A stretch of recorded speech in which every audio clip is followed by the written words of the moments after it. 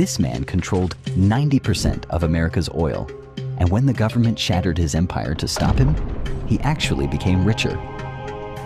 This is the story of John D. Rockefeller, the most hated businessman who became the world's first billionaire. July 8, 1839, Richford, New York. A baby was born into poverty. His name was John Davison Rockefeller. His mother, Eliza, was pious, devoted, a devout Baptist who believed in honesty, hard work, and God. His father, William, he believed in none of those things. William Avery Rockefeller, known to locals as Devil Bill, was a phantom, a con artist. He masqueraded as a traveling salesman to mask a darker reality. Papa, where do you go when you leave? Business, son. Important business. That business was cruelty itself. Bill sold colored water as cancer cures to the dying. He posed as a deaf-mute beggar to eavesdrop on farmers, only to use their secrets to swindle them later. He didn't just want their money. He wanted to watch them lose everything, and he treated his own family the same way. I cheat my boys every chance I get. I want to make them sharp. One day, Devil Bill placed young John on a high chair. Jump, son, I'll catch you. The boy jumped. The father stepped back. John crashed into the floorboards. Remember, never trust anyone completely, not even me. That was John's entire education. Trust is weakness. The world is a battlefield, and if you're not the predator, you're the prey. By 1849, Devil Bill took his philosophy to its logical extreme. After being accused of sexual assault and facing mounting scrutiny, he fled to Canada and vanished completely. He took a new name, Dr. William Livingston, married a second woman while still married to Eliza, and lived a double life for 50 years. He abandoned his family, left them penniless, and John never forgot. At 16-year-old, he became the man of the house, quiet, intense, obsessed with the one thing that never lied: numbers. He enrolled in a 3-month bookkeeping course. Then, he landed a job as an assistant bookkeeper, earning 50 cents a day. He was meticulous to the point of neurosis, recording every single penny he made or spent in a small red book he called Ledger A. By age 20, he'd saved $800 through pure austerity. But to enter the world of real business, he needed more. So he did something that probably killed him inside. He asked his father for money. Devil Bill agreed to lend him $1,000. But true to form, he charged his own son 10% interest and warned him he might demand it back at any moment, just to keep you sharp. John didn't argue. He took the money and formed a partnership with an older, more established man named Morris Clark. They started as produce merchants, selling beans, pork, and oats. It was safe and steady. Then 1859 happened, the Pennsylvania oil strike.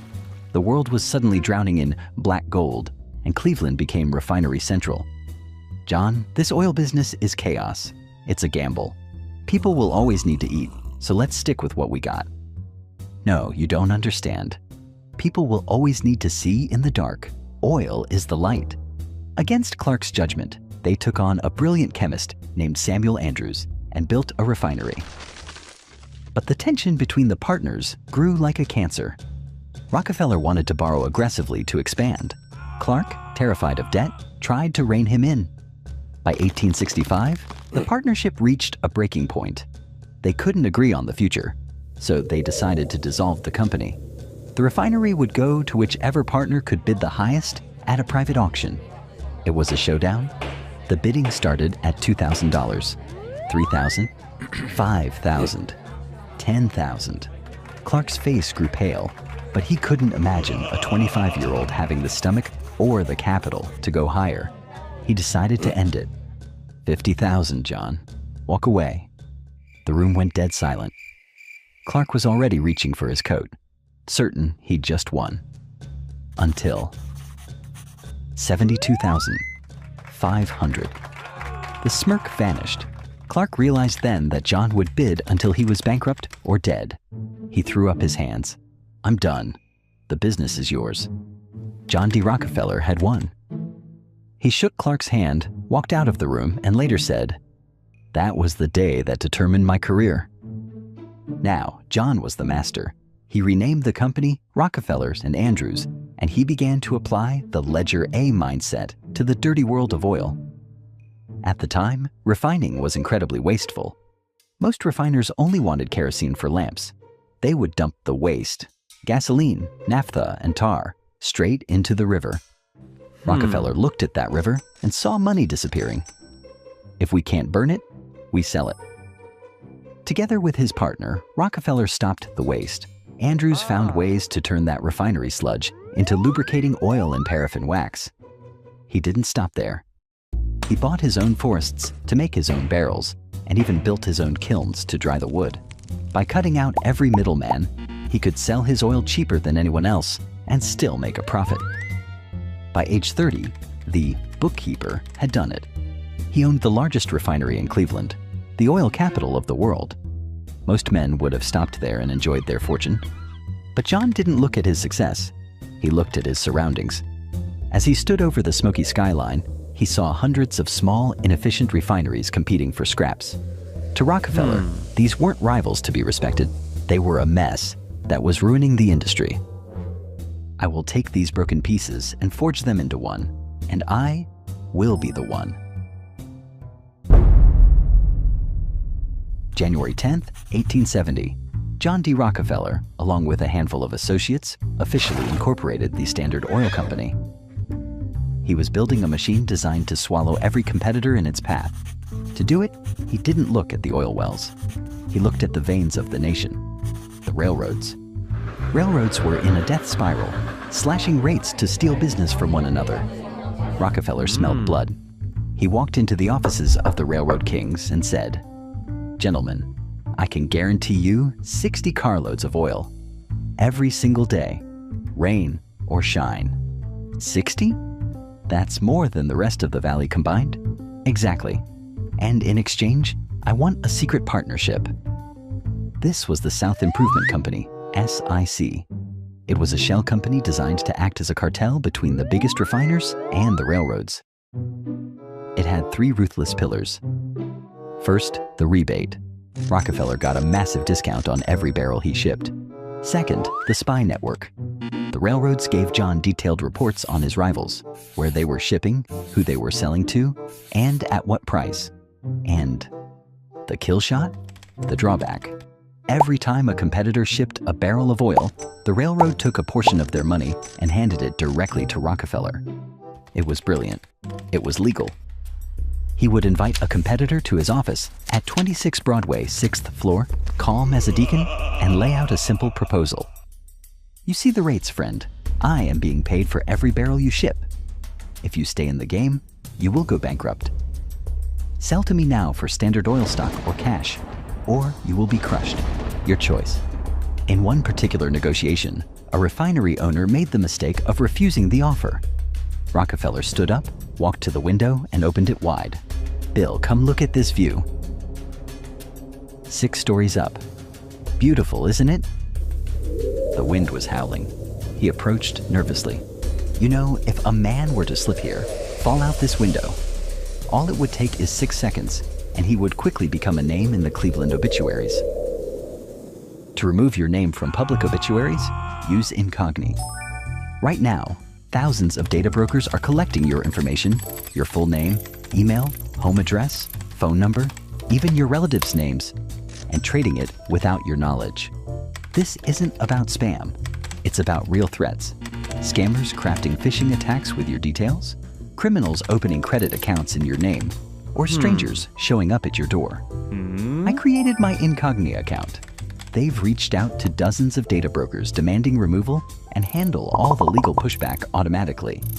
Their custom removal feature on unlimited and family unlimited plans lets you point to any People search site where your info appears, and a privacy agent manually removes it. After using this for a while, I've watched my exposure shrink in real time. Victims of identity theft may spend months or years repairing the financial and reputational damage that could have been prevented. Go to incogni.com/crayoncapital and use code crayoncapital for 60% off. They can't harm you if they can't find you. That's incogni.com/crayoncapital, code crayoncapital for 60% off. Link in the description.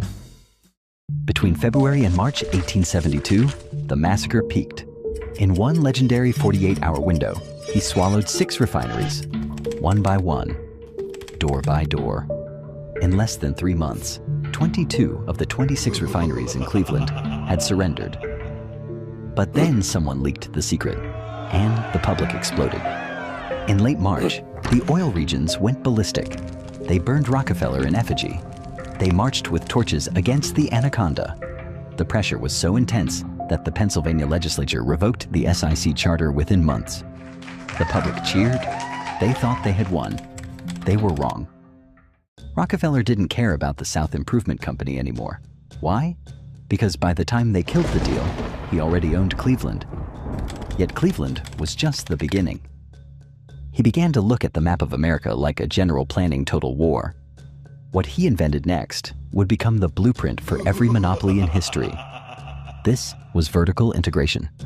If a rival in another state refused to sell, he cut off their oxygen. He bought the companies that manufactured the white oak barrels. He bought the warehouses. He even bought the chemical plants that produced the acid needed for refining. Suddenly, his competitors found that even if they could refine oil, they couldn't find a barrel to put it in or a chemical to treat it with. But there was one final obstacle: the independent pipeline. In a last-ditch effort to survive, Pennsylvania oilmen began building a massive 110-mile pipeline to pump oil directly to the coast, bypassing Rockefeller's railroads. It was a feat of engineering meant to break Standard Oil's back. Rockefeller's response? Scorched earth. He bought strips of land across the pipeline's path to halt construction with trespassing lawsuits. When that didn't work, his teams engaged in pipe wars, sabotaging lines and bribing local officials to pull permits. By the time the pipeline was finished, the independent companies were exhausted and bankrupt. Rockefeller simply walked in and bought the pipeline for pennies on the dollar. One by one, the dominoes fell. From Cleveland to the Atlantic coast, the independent oilman was becoming an extinct species. Children watched their fathers break. By 1879, the bookkeeper had finally finished the map. He sat atop 90% of the entire industry. He had consolidated the chaos. He had won the great game. But there was a new problem. When you own 90% of the world, you have a massive target on your back, and that target was about to be painted red. By 1882, Rockefeller had won the war, but now he had to figure out how to rule an empire that wasn't supposed to exist. Standard Oil was now a sprawling web of dozens of companies across multiple states. Back then, American law was simple.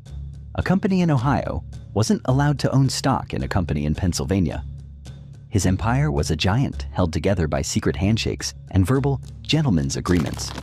It was fragile. So Rockefeller's lawyers invented something the world had never seen before: a ghost that could own everything and answer to no one. On January 2nd, 1882, Rockefeller and 8 associates signed a secret document.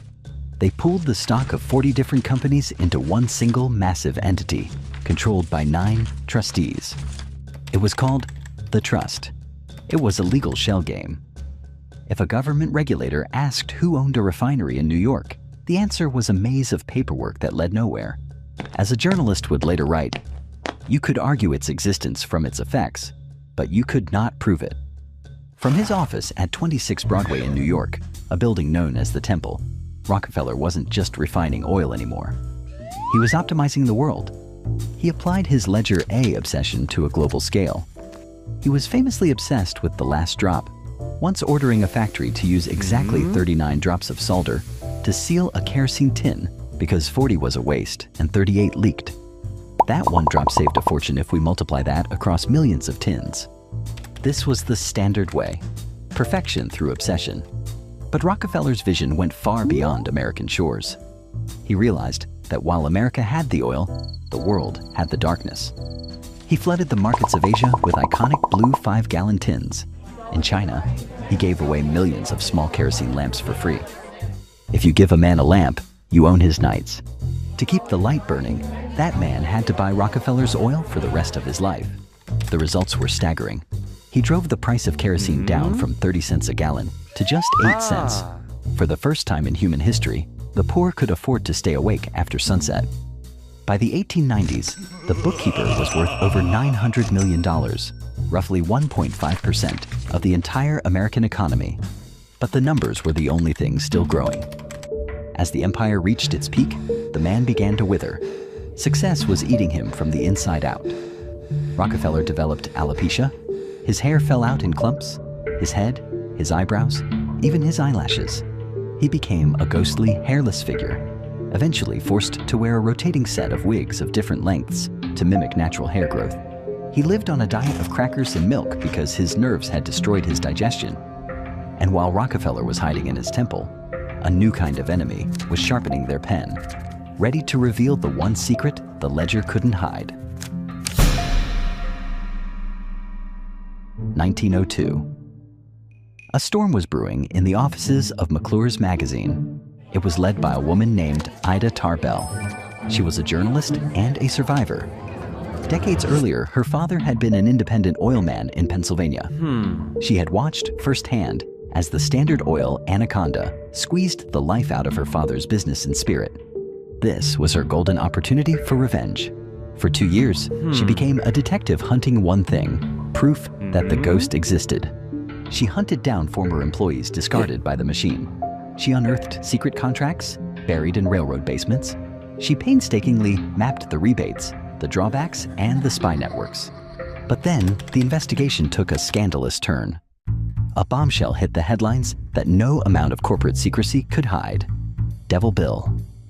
The public learned that John was the son of a wanted criminal, a bigamist who was currently living a double life under a fake name. The mask of the deacon was ripped away. Rockefeller was paralyzed. For the first time in his life, he couldn't control the game. He refused to comment, retreating further into his estates as the public's awe turned into pure, unadulterated hatred. Tarbell's History of the Standard Oil Company became the most dangerous book in America. It gave the public a face to hate, and it gave a young, bold president the ammunition he needed.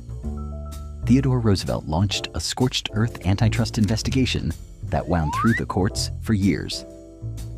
May 15, 1911, the day of reckoning arrived. The U.S. Supreme Court delivered the final blow.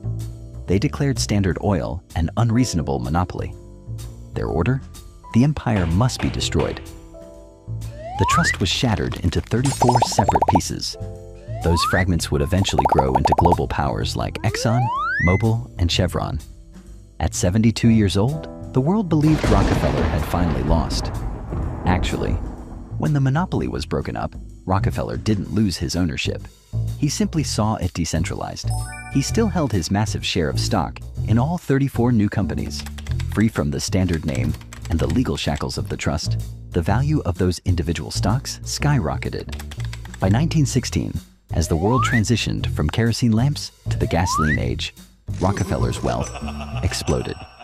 Front-page news across the country confirmed a staggering milestone. John D. Rockefeller had become the world's first confirmed billionaire. At a time when the average American earned just $800 a year, his personal fortune hit a literal $1 billion. He had outlasted his father, his competitors, and even the United States government. But as the gold piled up, the old man realized he had one final enemy left. One he couldn't buy, and one he couldn't crush. Time. His time was running out. He hired the world's first PR experts to scrub the Standard blood from his name, appearing in public as a kindly grandfather, handing out shiny new dimes to children. He founded the University of Chicago and the Rockefeller Foundation, funding research that eradicated hookworm and yellow fever. Was it guilt? A genuine awakening? Or the final, brilliant con of a man who knew that history is written by the winners? We'll never know. What we do know is that on May 23, 1937, the machine finally stopped. John D. Rockefeller died at the age of 97. He missed his goal to live to 100, but he hit his other goal, to make $100,000 by a margin so large it defies human comprehension. As Rockefeller himself once put it, "I believe the power to make money is a gift from God, and since I have been given it, I believe it is my duty to make money and still more money. and to use the money I make for the good of my fellow man according to the dictates of my conscience.